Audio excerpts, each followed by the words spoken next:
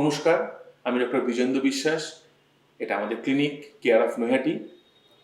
আজকে আমি বোঝাতে চাইছি যে এখন অ্যাডভান্স ট্রিটমেন্ট যেটা আমাদের ডেন্টিস্ট্রিতে করা হয় সেটার মধ্যে একটা পার্ট হচ্ছে ইমপ্ল্যান্টোলজি। ইমপ্ল্যান্ট যেটা আমরা বলি সেটা হচ্ছে রিপ্লেসমেন্ট অফ টুথ স্ট্রাকচার। আগে যেরকম করা হতো, ফিক্সড যেটা করা হতো সেটা হচ্ছে যদি কোনো পেশেন্টের দাঁত না থাকে তাহলে পাশের দুটো ভালো দাঁতের থেকে সাপোর্ট নিয়ে আমরা সেখানে ফিক্সড করতাম। জাস্ট লাইক এই যে সেখানে দুটো দাঁতকে একটা হাইটে ছোট করে এটাকে একটু পার্ট একটু রিডিউস করে তারপর এর উপর ক্রাউন বসে এরকম ফিক্সড করা হতো। সেক্ষেত্রে আমরা পাশের দুটো দাঁতের থেকে সাপোর্ট নিচ্ছি।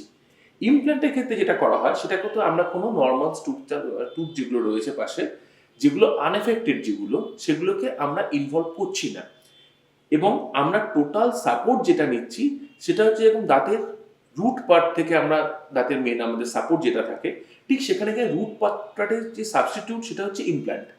ইমপ্ল্যান্টের ক্ষেত্রে পুরো একটা এই যে ইমপ্ল্যান্টের যে টোটাল স্ট্রাকচার যেটা রয়েছে এটা মাড়ির ভিতর থাকবে।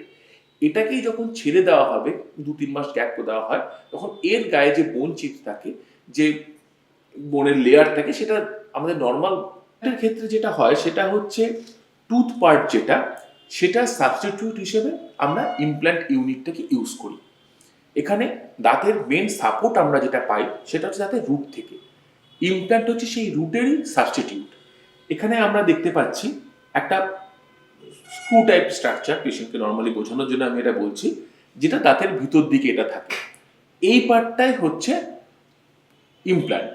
এটাই যখন হাড়ের মধ্যে থাকবে তখনই এটা ছেড়ে কিছুদিন ছেড়ে দিলে এটা নর্মাল যে আমাদের বোন স্ট্রাকচার রয়েছে তার সঙ্গে একদম মিশে যাবে এবং তখন এটা একদম রুটের মতো পুরো স্ট্রং একটা স্ট্রাকচার দেবে।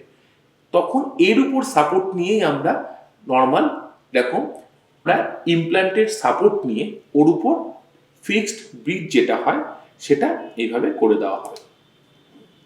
এই হয়ে গেল ইমপ্ল্যান্ট সাপোর্টেড ব্রিজ বা সিঙ্গেল টুথে গেছে ইমপ্ল্যান্ট সাপোর্টেড সিঙ্গেল টুথে ক্রাউন যেরকম করা হয়।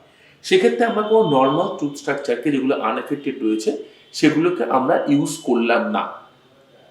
খুবই ভালো ট্রিটমেন্ট, অবশ্যই এখন অনেক জায়গায় ইউজ করা হচ্ছে।